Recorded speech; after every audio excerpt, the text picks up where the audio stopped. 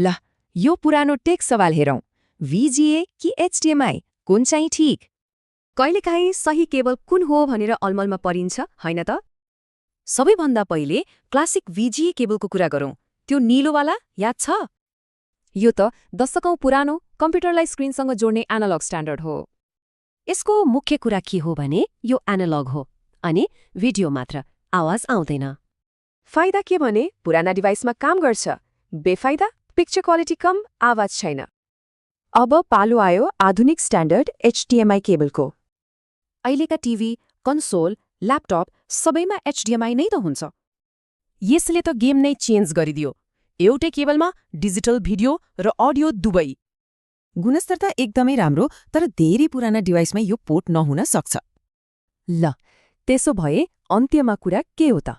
दुईलाई सँगै राखेर हेर्दा फरक छर्लङ्गै हुन्छ।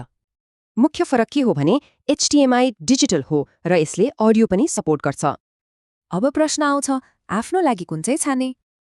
एकदम सजिलो छ। पहिले आफ्नो डिभाइसको पोर्ट हेर्ने अनि केबल मिलाउने। तर यदि दुवै पोर्ट छ भने राम्रो क्वालिटीको लागि त HDMI नै रोज्नुपर्छ।